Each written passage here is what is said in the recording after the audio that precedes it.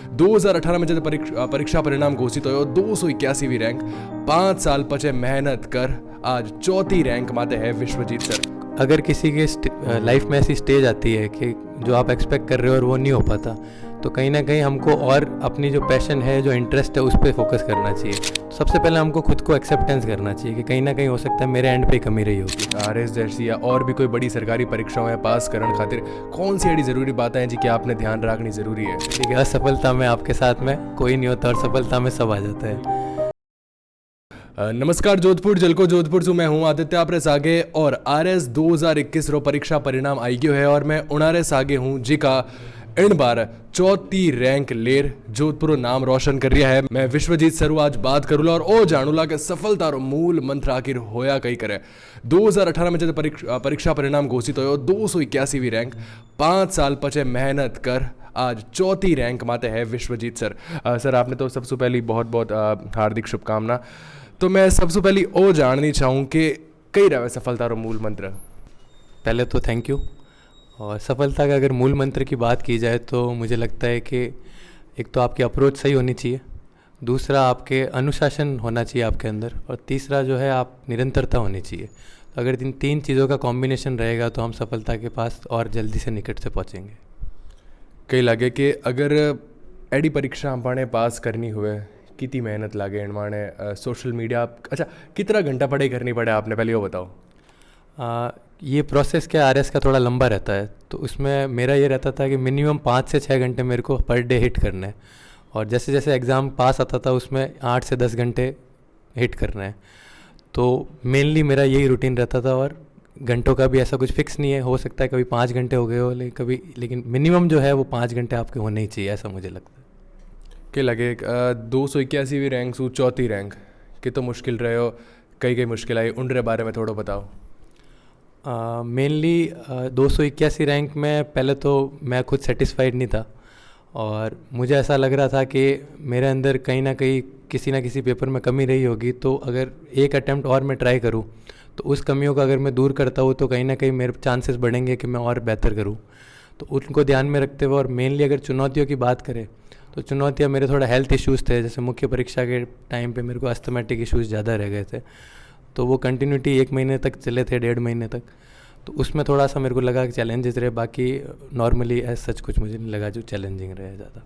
आजकल जी का युवा लोग है वे फ़ोन घणो चलावे, सोशल मीडिया में घना एक्टिव रहे, उन बारे में आप रो कोई ख्याल है? आप कितना एक्टिव रहता है या परीक्षा नज़दीकी कितना घंटा फ़ोन चलाता, इन बारे में थोड़ा बताओ।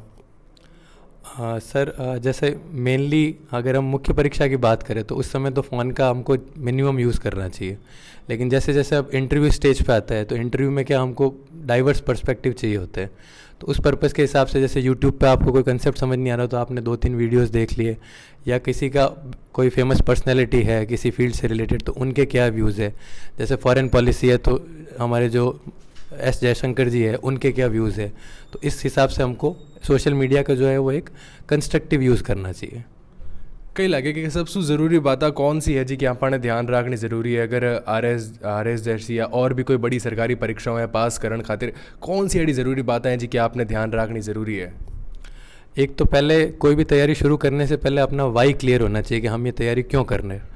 क्यों अगर क्लियर है तो क्या हमको मोटिवेशन में कोई दिक्कत नहीं आएगी, हमारा कंसिस्टेंटली एक तरीके से हमारे फोर्स लगता है कि हम उस प्रिपरेशन में या जो भी हम परीक्षा की तैयारी कर रहे हैं उसमें लगातार लगे रहे।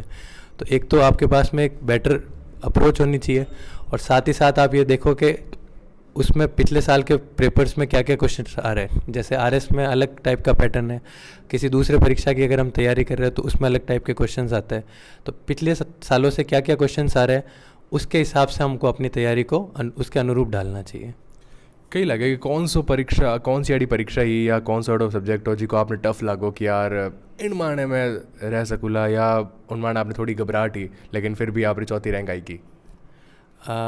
पर्सनली मुझे विधि और अंकेक्षण अकाउंटिंग ऑडिटिंग उसमें थोड़ा डर लगता था कि ये थोड़े हमारे लीग से हट के सब्जेक्ट्स है जो मुख्य परीक्षा में आते हैं, तो इसमें मुझे थोड़ा हमेशा से डर रहा, और इन पर मैंने ध्यान भी ज़्यादा दिया कि कहीं ना कहीं मुझे लगा कि यही मेरी कमज़ोरी रही होगी जिस वजह से मेरा पहले अटैम्प्ट में जो मैं एक्सपेक्टेड कर रहा था उतनी रैंक नहीं आई। कई लगे कि इन कमज़ोरी ने दूर करने खातिर, इन कमज़ोरी ने आपकी ताकत बढ़ाने वास्ते कौन सा एडो शिक्षक है जिको आप साथ दियो, जिको आप जिन्हें आप लगातार सुनिया, जिनके साथ आप पढ़िया, उनके बारे में थोड़ा बताओ ताकि टाबरिया ने भी ध्यान रहे जी का आप इंटरव्यू देखेला कि हाँ यार इन कनु मैं भी पढ़ा तो आज RS बनाला।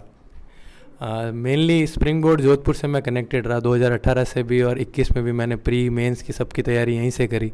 इनके नोट्स थे उसको बेस बनाते हुए उसमें हम वैल्यू एडिशन करते गए, और साथ में एक ग्रुप होना चाहिए आपका 3-4 जनों का जो सीरियस कैंडिडेट रहे, जिससे क्या आपकी अगर कोई कमियां हो तो उनकी स्ट्रेंथ हो तो आप दोनों बैलेंस कर सकें।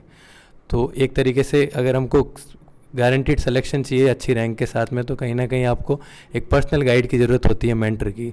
तो वो स्प्रिंग बोर्ड जोधपुर में जैसे मनोज सर है, तो उन्होंने मेरे को हमेशा हर पॉइंट पे गाइड किया, जहाँ जहाँ पे मैं कहीं डिप्रेस्ड भी हुआ या कहीं पे मेरी एनर्जी भी कम हुई तो उसमें जाके, या कहीं पर मेरे उत्तर भी मुझे लगता था कि मैंने लिखा सही है लेकिन उसमें कुछ नंबर कम मिले, तो वो भी मैं जाके सर के साथ में डिस्कस करता था कि मेरे को इसमें नंबर क्यों कम मिले।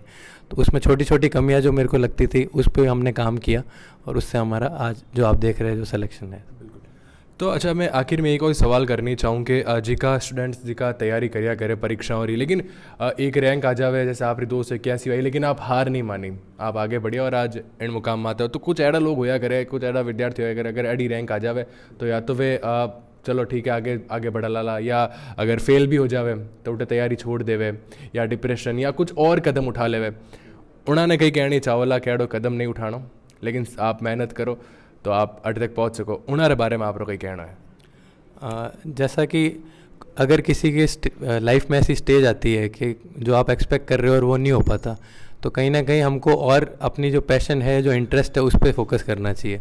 कि जैसे अगर परीक्षा की बात करें तो जैसे 281 रैंक आई मेरी, तो एक तरीके से हम क्या करते हैं, सीधा भाग्य पे दोष दे देते हैं कि नंबर अच्छे नहीं दिए किसी ने कुछ भी कर। तो सबसे पहले हमको खुद को एक्सेप्टेंस करना चाहिए कि कहीं ना कहीं हो सकता है मेरे एंड पे ही कमी रही होगी, तो सबसे पहले एक्सेप्टेंस ज़रूरी है। और सेकेंडली, अगर जैसे हताश होने से बेटर है कि आपकी जो भी हॉबीज़ है या इंटरेस्ट है उस पर फोकस करना। जैसे अगर हम जैसे आज जोधपुर में बैठे, तो अगर रवि बिश्नोई जी जो सेलेक्टेड आज अंडर-19 से सेलेक्ट होके और आज इंडियन टीम में रिप्रेजेंट कर रहे हैं, उन्होंने सोचा होता कि मैं कुछ नहीं कर सकता, तो आज हमको वो रवि बिश्नोई जी जिनको हम जानते हैं वो आज हम नहीं सोच पाते कौन है। अच्छा, एक मैं आखिरी सवाल मार रहेगी तो मैं वो करनी चाहूँ कि जिन टाइम आप सरकारी परीक्षा की तैयारी करें तो कुछ लोग एडो भी कहना हुआ है कि देख वाह तो किस्मत वाला ने मिल जावे, क्यों तैयारी कर रही हो है, या काफ़ी टाइम लाग जावेला, नहीं हो पाया तो पचा कहीं करेला, क्यों कर रही हो है। तो कुछ दोस्त भी साथ छोड़ देवे, कुछ रिश्तेदार भी एड़ा ताना सुना देवे, लेकिन उनरे पचे जर सिलेक्शन हो जावे, चौथी रैंक आ जावे, तो वही रिश्तेदार सबसे पहले फ़ोन कर ना आपने बता ही दिया करे कि यार बेटा यार मज़ा आई गयो, आप घरे मिठाई खावा।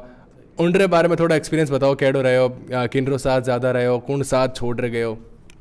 हाँ, ये कहते भी है जनरली कि असफलता में आपके साथ में कोई नहीं होता और सफलता में सब आ जाता है। तो जब मैं मेरा 281 रैंक आई थी, या एक कह सकते हैं जो मैं अटेम्प्ट करना चाहता था वो मैं नहीं कर पाया, तो उसमें सबसे पहले फैमिली ने मुझे सपोर्ट किया। उन्होंने बोला कि एक अटेम्प्ट और तो ट्राई कर, तेरे में कैपेबिलिटी है। और साथ ही साथ मैं मनोज सर की गाइडेंस में भी रहा, तो सर ने भी जब हमारे मेंस की आंसर कॉपीज़ आई, रिजल्ट आया, तो उसके बेसिस पे जहाँ जहाँ कमियाँ रही उस पर हमने साथ में मिलकर काम किया कि और इसमें क्या बेहतर कर सकते हैं। तो कहीं ना कहीं आपको एक एटीट्यूड ऐसा रखना चाहिए जिसमें आप कंसिस्टेंटली अपने आप को इम्प्रूव करने की कोशिश करो।